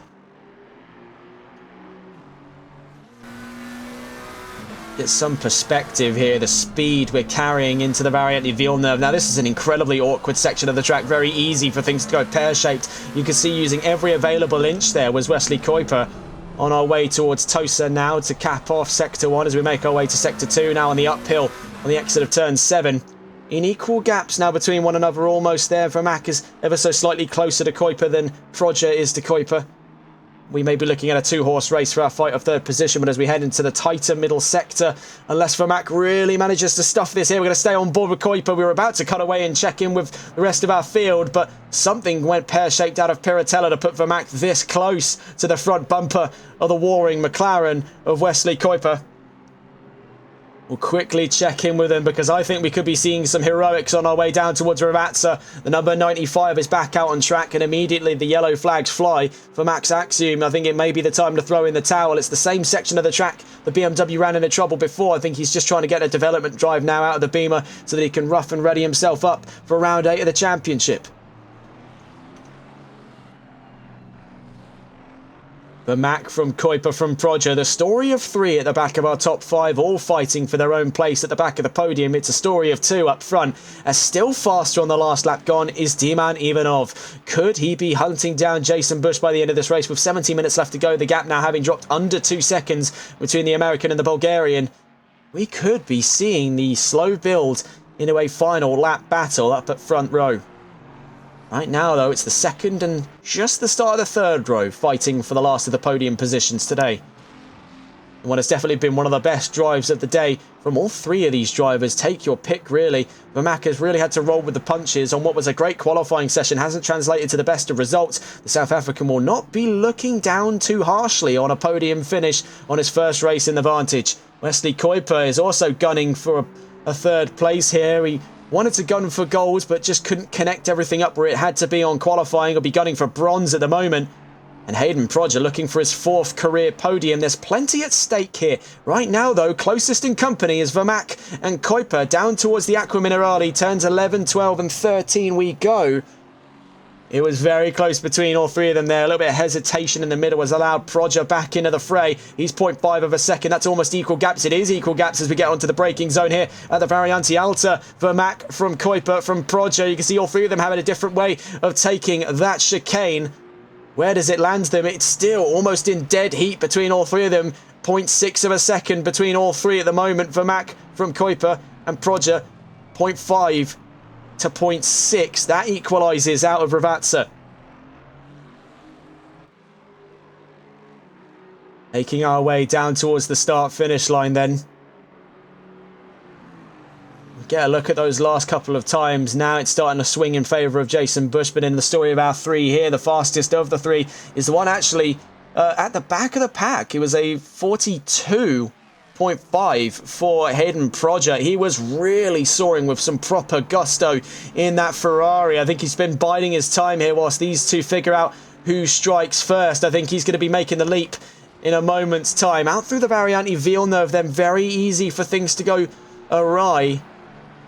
And it's been good so far for third and fourth. Fifth right on their trails here. Is this a little bit of chess and not checkers between Proger and Kuiper? He's sort of been sitting towards the back of that top five battle. We do have a yellow flag. Now, this is at the exit of the Variante Alta. It's the number 66 car. And I believe the number 93. We're going to get a quick look here. There's Max Axiom, the number 95 that was in trouble on the exit of the Variante Alta. We also did see the 66 was caught up in there somewhere as well. I could have been mistaken. Nonetheless, we're back in the green flag conditions for the time being. Do we even have a 66? I'm sure we do. To give some context, we don't have some advanced overlay screen for where drivers are on the track. We're literally reading it as you are. We're having to sort of squint our eyes here and try and get a peek at the dots on the map. It does make you wish we had the same kind of infrastructure as what SDK Gaming can give you or other overlay services can give you on iRacing. That would be definitely a plus. That's one of the things we're looking forward to when we make our move over. We also have potentially some plans on the horizon for a few different games, but we'll keep you in the loop if and when it's necessary. It's yellow flags out again. The 95 down at Tamburello. We're actually going to run into it pretty quickly here in the court of third and fourth. You can see that was Max Axiom on the end of Tamburello. There was also trouble for the 44, which I believe is Scott Milbank had a bit of a spat there out of Piratello and towards the Aqua Minerale. Back in the green flag conditions then with 13 minutes left to go. We're still watching the age-old saga between Kuiper and Vermaak. Now, we want to take a very short break away from them just to see where our other fights are coming from. Now, here's one of them, Ben Cheeseman and Dave Bond. McLaren versus BMW. We'll be seeing their progress over the course of the next 12 minutes. Here's Vermaak leading that charge, of which we've been paying very close attention to over the course of the last couple of laps. A bit of a wonky line through the Aqua Minerale. You can see ahead of them at the moment Ivanov and Mbele. The gap now between Ivanov and Bush has opened up quite a bit. So yes, the number 66 was involved. That was Marian Stoyanov. That was trouble there for Norbil Mbele out of the Variante Alta. The number 93 having to peel to one side here. Lesty gets in the way of Tyler Vermaak and Wesley Kuiper. Could there be trouble on the horizon? As that Ferrari's definitely got some damage to its steering system. Vermaak and Mbele side by side as we make our way down through Hrvatsa. I can't even make the name of the corner, but that blockage by Mbele has now allowed Wesley Kuiper up to third. Tyler Vermaak will be absolutely livid at that result. 12 minutes to go, and now is the time to come back. And he's charging already up to the back end of Wesley Kuiper. That is a bit of a controversial turn. So much so I completely lost my footing for words. I was always going to say down at Piratello, it was Hrvatsa, the last two corners of this track, where we saw definitely one of the more dramatic moments. What was Mbele doing on his way down towards Hrvatsa? That was utterly, utterly bizarre. Defending from the inside with the broken steering system. And Vermaak takes a bit of a swath of gravel with him on the exit of the Variante Villeneuve. Right now, though, he's looking to reclaim third. The 95 is in the pit lane at the moment. We did almost bring the yellow flags out there. It's just for the opening straight. The game's still recognising the issues at the moment with the 95 car. Max Axiom provisionally out of this race. On his first drive with BMW, has had plenty of issues, namely down between the two Variantes in the opening sector, between Tamburello and Villeneuve. Right now, we're staying on to what has been a story so captivating. We've not been able to leave this. We've been glued to the screen here in the fight between Kuiper and Vermaak, and I was absolutely dumbstruck there by what unfolded down Ravazza on the last lap gone. Now it's in the court of Kuiper to play for third place here. Vermaak is going to be chasing bronze in the next 10.5 minutes. He's not too far away at all. What is the going rate between these two who have shared in some fantastic battles over the course of the season? I think one of the more controversial spats of it was down at turn 11 at Kota, the same fateful incident that gave Vermaak his 10-second penalty that netted him a not netted him, it sort of lost him the lead of the fifth round of the championship just at the end of the opening half. He was looking for redemption day. He may have to look a little harder here with Aston Martin. It was looking strong. But right now, it's just teething issues with the Vantage. Nonetheless, there'll be 2 Aston Martins inside the top 5. So to some of you at home who I'd said, wait for it, there'll be 2 Astons inside the top 5. You don't have to worry any longer. I was right on that assumption. Let's see if Vermaak can keep his end of it. With 10 minutes left to go, hunting down Kuiper. I took Richard in front of them there. The lapped Porsche being beckoned to get out of the way. Sliding on through goes the McLaren and the Aston Martin. Yellow flags out of Variante Alta. Let's quickly check in here. And it was Scott Milbank that had a spat of bother. But you can see not too much, if any, damage on that BMW. I think it was just a half spin. And he's gotten it back going now as he makes his way to Ravazza. We'll check in with him later on towards the end of this race. We'll quickly check back in with Bond and Cheeseman as that has diffused quite quickly. Cheeseman taking the gap and running with it. Now up 2 seconds on the 107. Axiom's back out on track again. The number 95 now around the Variante Alta. There's D-Man Ivanov in second place. Now he's looking to keep things very close to where he needs it heading into the next round at Silverstone with his championship rival Jason Bush. It could be triple trouble for the American then with just under 9 minutes left to go. A third career win looms over the horizon, but not if D-Man Ivanov has anything to say about it. You can see behind Marian Stoyanov, the sister car, the number 1, is only 4.3 seconds away. Here's the fight that has sort of gone under the radar for a bit. It's James Mason versus Christian LeBay, the Aston versus the Beamer. This is for 6th position on our way down towards Ravazza, the same fateful corner that saw such a bizarre incident rob Vermaak of his 3rd place there. Lap traffic getting in the way and squandering his potential charge for bronze here in round 7 of the championship, and on his first opportunity to do so with Aston Martin. It's been pay dirt today for Christian LeBay. He's been up a few positions from the race start, slowly chipping away back into the championship fight. Now we know consistency is the modus operandi of Christian LeBay. He went the whole of season 1 with no race win, but as a consistent visitor to the top 5. Hang on just a moment, we'll have to catch up later. The triple two's in trouble, and it's with Axel Cassier and Max Axiom. Triple trouble, and caught out probably the worst of them is Hayden Prodger, who was looking confident at a top 5, nay a top 4, has been caught by the backside by Cassier and Axiom's antics. That has got to be absolutely soul-crushing for Hayden Prodger. Oh, there will not be very nice words, not words that I can relay to you on stream going on in that chat now. But it's going to be pay dirt for the likes of Christian LeBay. That's a free position, and I don't think the Canadian's going to argue with a top 5 on a day like this where the V12 wasn't looking particularly that fast up front. He did net together a solid qualifying session, though, was hoping to gun for higher, even potentially podium positions. Right now, he'll be fending off James Mason for the last of the top 5, and he's not going to ignore that with any shadow of doubt. This could be a very interesting battle unfolding before our very eyes in the next 7 minutes. But drama strikes at long last on this grid. We saw a little bit of a spat earlier on between Vermaak and Mbele down at Ravazza. Now, fate has claimed yet another drive out of Hayden Prodger. Really, it gets to a point where you've got to start feeling quite sorry for him, because he is a fantastic driver and he's just found his way, whether he means to or not, into the wrong place at the wrong time. Luck can be an incredibly cruel mistress to people. And it sadly caught him out today. But we really do hope to see him going into Silverstone. He was a very strong drive in his day, in his time in the TRR Grand Prix Series in Formula 1 down at Silverstone. That was a real fun time for him in the genesis of his career. This is going to be his time to shine come next Sunday. I think this is just sort of a one to walk away from today, sadly. It was looking very strong, but just as we saw last week with Francois Debon, a strong drive doesn't always end well. You can see right now Debon has been picking up the pieces there. He's up in a 9th position.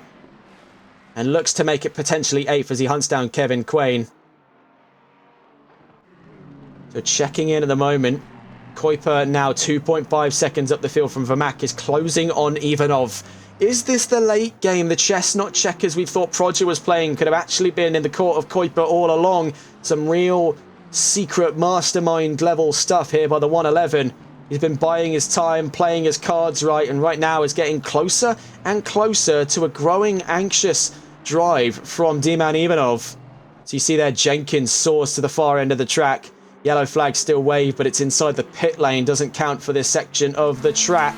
See further up the order, Ivanov having to get past Stoyanov, his fellow teammate in the Bulgarian GT team.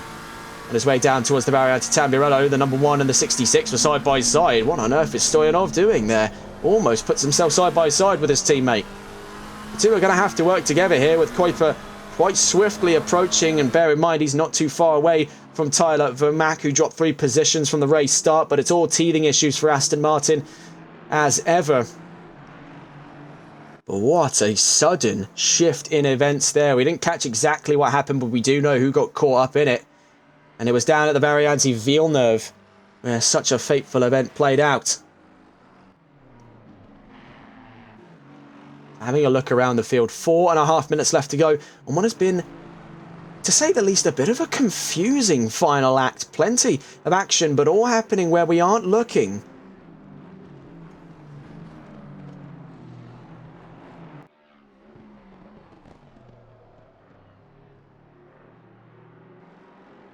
Watching here with D-Man Ivanov, hunting yet another podium. Now, he's been racking this one up over the course of this season, a very frequent visitor to our top 3. That gap is only going to grow by a single infinitesimal point between the top 2 heading into Silverstone, where the Aston Martin could absolutely have its opportunity to strike back.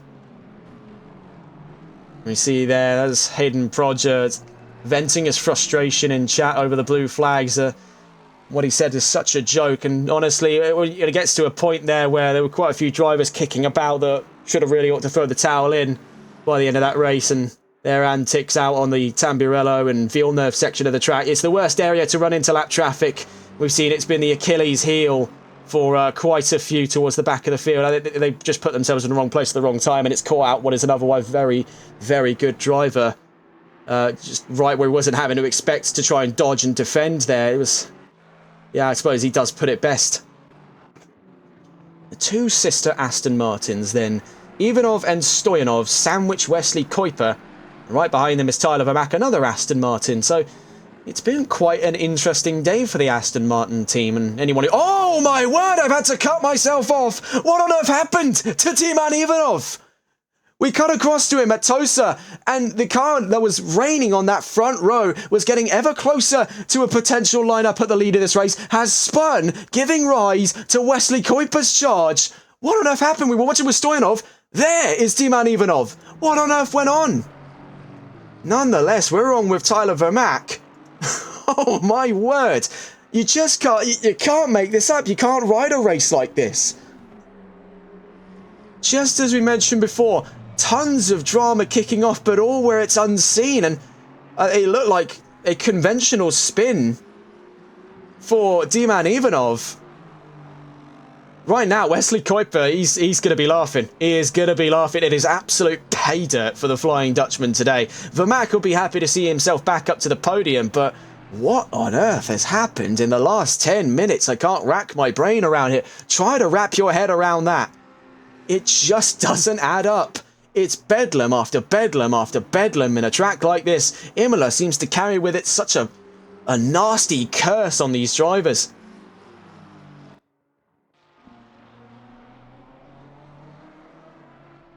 I think had it gotten any worse, Christian Obey would honestly, he'd be laughing all the way to the bank there to pick up 4th position in this race. He'd actually put himself ever closer to the charge on Ivanov. Right now, we're watching with Milbank and Cheeseman. Now, this is in the back of the top 10 as we head down towards Aqua Minerale. These two have been properly entertaining drivers to watch all the way since Season 1. We've always seen them tucking in at the back of the top 10 towards the midfield at the best of their time. We saw plenty of action from Milbank and Cheeseman back in sort of like Indianapolis, middle of last season. Now we get to watch them in the final moments of this race. duke it out for the last of those top 10 positions. Now, that is really quite something to behold. Milbank getting the upper hand as we head down towards Ravazza. Cheeseman will be just a little smidge too much there over Ravazza. Cheeseman's way back in it there. Now to the inside on the exit of Ravazza. Milbank looking dangerously close at losing that position out. Will stay on board with the BMW as it could be a shift in position on the horizon for Scott Milbank in the number 44. He's had a few issues this race, looking to pick up the pieces and come home with the top 10. Not if Ben Cheeseman had anything to say about it, and by the looks of it here, he absolutely does. Down towards the Variante Tamburello then, as we get into the final moments of this race. The number 33 will cross the checkered flag to start one more lap. Right now, we're watching with our top 10, the last of our top 10, I should say, Scott Milbank versus Ben Cheeseman on one of our final acts of racing today. What has been an incredibly bizarre round, and Cheeseman looks to take it side by side around the outsides on Scott Milbank. Can he keep it knitted in on the 114? The number 44 takes the inside. It's now a charge uphill towards Piratella. Where does the needle drop between these two on their way to turn 9? It's in the favour of Cheeseman as we go barrelling down towards turn 9. Makes turn 10 in a moment's time as well.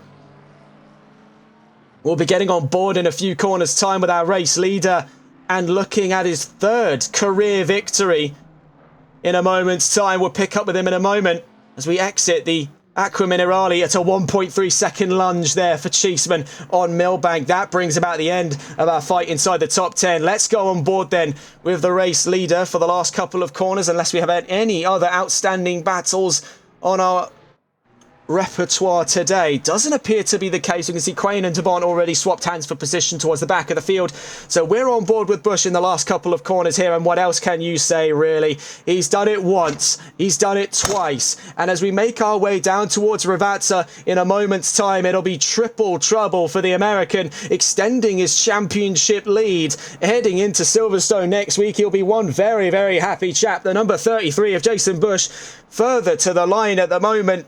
In the 33, he done it once, he's done it twice, and he'll do it 3 times. Second on the trot for the American. The Rocket Man takes the checkered flag. Jason Bush wins in Imola. What a drive by the American today. You really could not take it off him if you tried. What a race he shared in today. He's had the entire field chasing him, playing second fiddle. That is an absolutely brutal drive by the Lexus and by Jason Bush at the helm. You are looking at the makings today of a potential Season 2 champion. Had this drive not convinced you, I don't know what will. Joining him on the podium will be Tyler Vermack and Wesley Kuiper, making a triumphant top 3. Diman Ivanov will be licking his wounds after that incident at Tosa Curve at turn 7. He'll pick up 4th place. That gap will open up by 3 points from 9 to 12 points heading to Silverstone. It'll be double trouble for the Bulgarian to fight back his hopes at Season 2's championship. You can see the stare down here.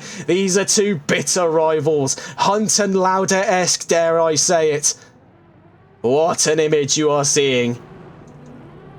Oh, there he's gone. He's just vanished between shots there. What a race that has been. A very bizarre chronicle of events that took place here in Imola for round 7. What a drive, though, by Jason Bush. You couldn't take it off of him if you dare tried. Looking at the total finishing order, we'll get that up in a moment's time then as we're waiting for the checkered flag to arrive for a few of the drivers here. There's the 114 Ben Cheeseman. Revels in a top 10 flourish to the line there. A brilliant final battle by him to see his way to the top 10 through thick and thin there. Waiting to see the 107 to the line is next up. That's Dave Bond. Takes home 12th with BMW, his second drive this season with Bavaria's finest after his sort of notice of leave there from Ford. It's Bush from Kuiper. Vermack, Ivanov with the fastest lap, will salvage some of the losses he's had through Tosa. LeBay makes the top 5. James Mason 6th. Mike Wade 7th on his last race here in ACC. We bid him farewell on what was a fantastic swan song drive in the McLaren. Francois DeBont fights his way back up to 8th ahead of Kevin Crane. And rounding out the top 10 was a triumphant finish for Ben Cheeseman. On his fight against Scott Milbank, Bond behind him, Stoyanov 13th, Jenkins 14th, Richard 15th from Bellet, 16th, Prine 17th, Proger in a reluctant 18th position there after that incident down at the Variante Villeneuve. He'll be not particularly happy, let's put it politely, with some of the drivers on this field, one of which being Max Axiom in 19th, Cassier takes home 20th position. What a way to end the week then, ladies and gents. And if you're a keen viewer of TRTN, you'll not be going hungry heading into the next week. We've got not one, not two, make it 3 events coming into next week as we wave goodbye to April and say hello to May. We'll be on Wednesday for the 30th of April for the season opener of VSR Phoenix Season 8. We're delighted to be back on board with the VSR team. Can Just Boris defend his now defending championship tenure heading into Season 8 on his new drive? Well, we're yet to announce exactly who we're under NDA for the time being, but let's just say it's going to be an interesting one for him.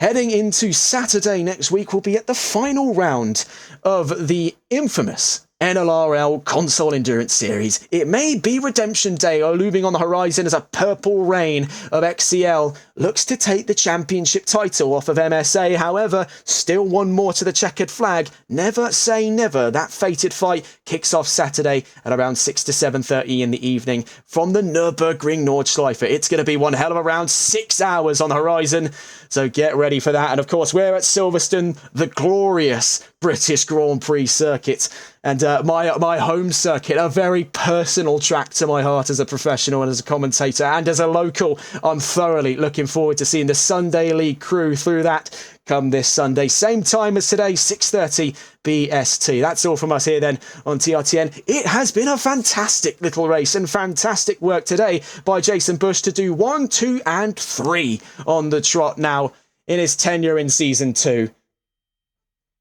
And we do bid farewell to Mike Wade. He's been a long-time fan of TRTN. He hopes to stay with us. And we hope to see him again as we make our move over to iRacing by the hopeful end of 2025. And what a race it has been then. Drama, glory, and bedlam. Possibly the best 3 words that come to one's vernacular to describe such an event. That's all from us, though, on TRTN. Have a wonderful rest of your evening. We'll see most of you on Saturday and Sunday from the NLRL crowd. If you're going to be sticking in from whenever we go live next, we'll be seeing you next Wednesday.